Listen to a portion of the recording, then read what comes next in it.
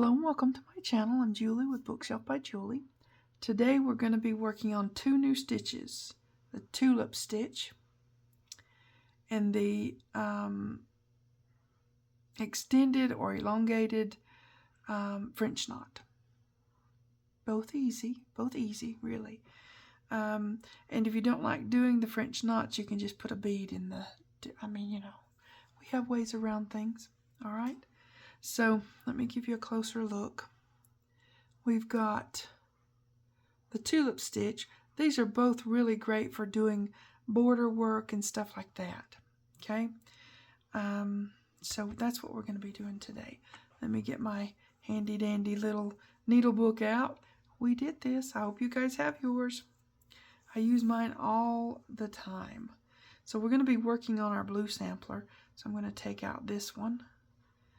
And just so nice and easy to have everything ready, all just in the book, right?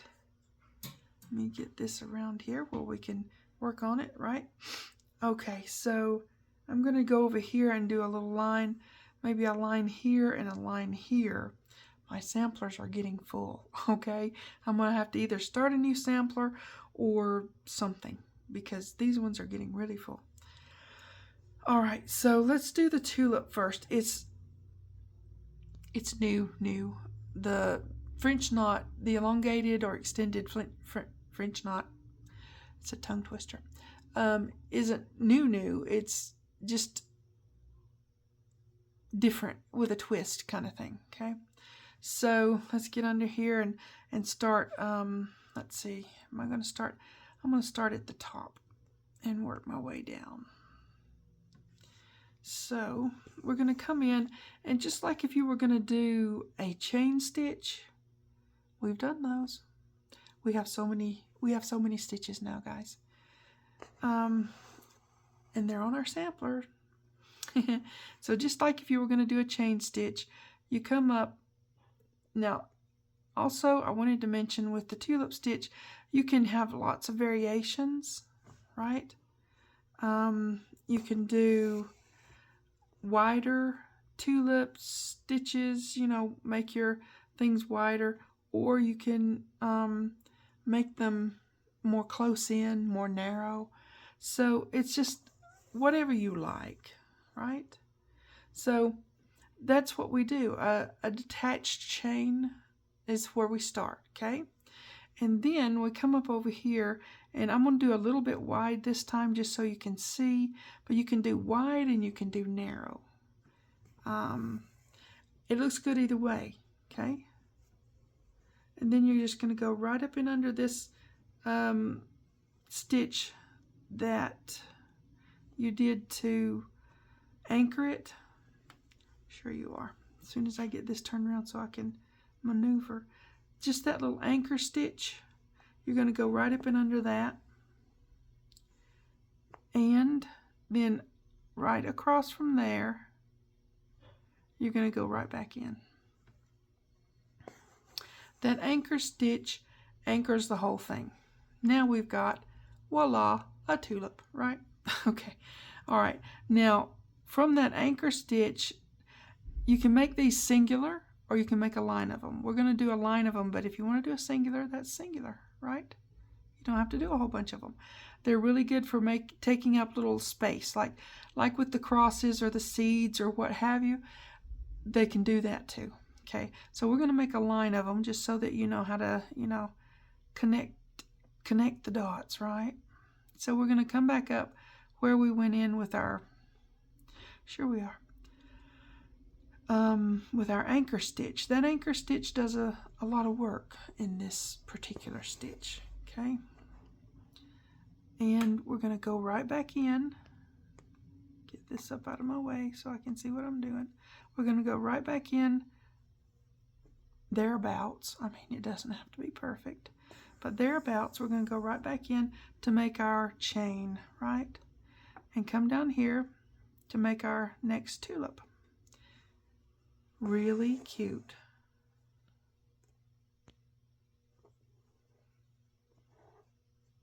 Super simple. Again, we're going to make our little anchor stitch here.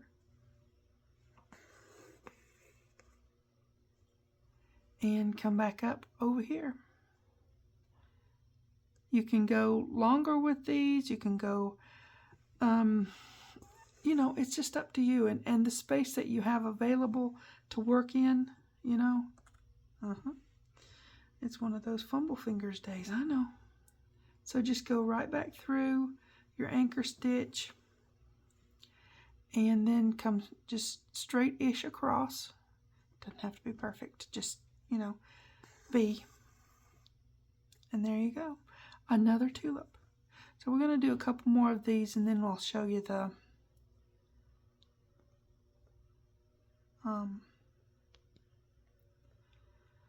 elongated or whatever. You know, the other one.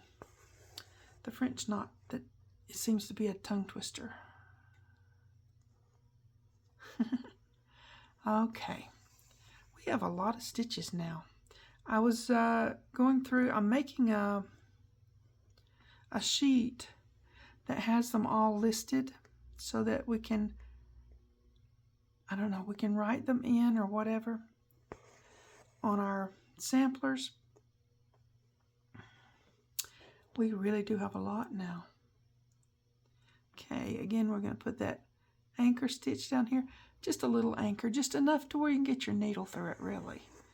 You don't need a lot. Just got to get through the needle through there. All right, like so. Oh, I did that wrong. Let me go right like so back through there. Okay, now, weird. When I'm talking and doing stuff, you know, sometimes you get off track. Okay, now we're going to do it this way. Get ahead of yourself or what have you. Now go back through there and across. Just gauge it from there and then go over here, right? As I said, you can do them more narrow, you can do them more wide. Whatever you want, whatever suits your fancy, right? Okay. Let's do one more and then we'll go to that other stitch that I seem to have trouble saying. I'm just trying to get it lined up right there at the end of that, and my needle seems to not want to go there. I don't know why. Sometimes it, you know, just is that way. Okay, and then go right back in thereabouts at the same place. Okay. Get this up out of the way so I can see what I'm doing. And you can make these longer or smaller. I'm using all 6 strands of the stranded embroidery thread. You don't have to do that. You can, I'm doing that because of the video. You can see it easier. But you can use 2 strands or 3. It's up to you. When we start our stitch book, which we will be starting soon-ish, I'll be using different variations to make some things a little more dainty, right? You know? So, yeah. But yeah, these would look really cute on a border of something. Just, you know, just adorable, really. Let me tie this off and we'll start on our, make sure I didn't go through, I didn't. We'll start on our other stitch. So, but yeah, in the stitch book, we're going to have lots of fun. I'm already started planning and stuff. So, hopefully you guys are going to like that. It's going to be fun. We're going to do some applique and some of our beautiful stitches that we've learned. It's going to be awesome. Going to be awesome. Okay, let me get that up there so you can see. Really cute. You can make them smaller, like I said, and that really works out for the borders, you know. So, all right. let's do the elongated or extended French knot. Okay, that's what we're doing. Okay, just like doing a French knot, I'm going to do 3 rounds and pick your length. You're not going right back in the same place. You're coming up. I'm going to use maybe 1/4 to 1/2 inch, somewhere like that, you know. And pull that through. See, it makes a stitch with that little knot at the top. And then come right in at the top where you went in to make your French knot.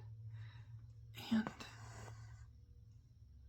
now this is really good for making ends of flowers, ends of lots of things, or a border, right?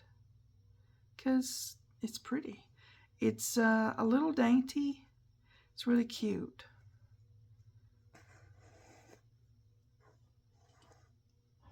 Okay, just like so. And we're just going to come right back in where we went down.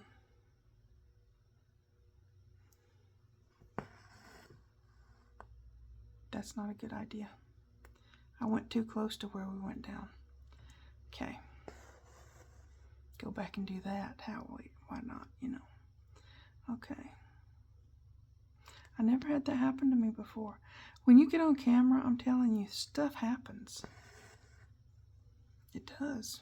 It really does. And you go, wait a minute, what the heck? Okay. Same amount of distance. I tell you, that really has never happened to me before. You go, what in the world? You're just going close to where you went in, not the same exact place, not the same place, you know? I did all of this whole line of these, and that never happened. Seriously, I don't know how. Just being on camera just messes with you. Has Murphy effect, you know? Yeah, just 1/4 to 1/2 inch, and it makes a really pretty border. Or flower ends, or all kinds of stuff. Because you can make these and then have this at your end.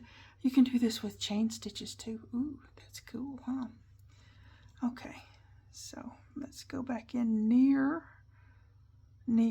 Okay, near. Wow. It's so weird. Okay. All right, just a little line of prettiness. If you don't like doing the French knots, as I said before, just make a stitch, put a bead, make a stitch, put a bead, make a stitch, put a bead. It works, right? Okay, it does. All right, we've got, and it doesn't do much on the back at all. I mean, you just got a little bitty tiny stitch on the back. Yeah, I'm gonna have to either start a new sampler or something, because this is full, very full. Okay, put that somewhere where it won't bite me later. Okay, now we've got those. We'll be adding more stitches. You know, there's so many till, you know, there's just, I don't know, so many stitches. But what I want to do is make sure that I'm making it easy for you guys. So even though I know them or have known them, or maybe I never knew them, anyways, whatever it is, I'm going to make sure that I'm doing it the simplest, easiest way that I can, so that you guys can have success with your stitching. Extended French knots. You can put them longer. I think I did more of a 1/2 inch on that, 1/4 inch on. I was just doing these last night. So just whatever you want to do like that. They can be closer, further away, whatever.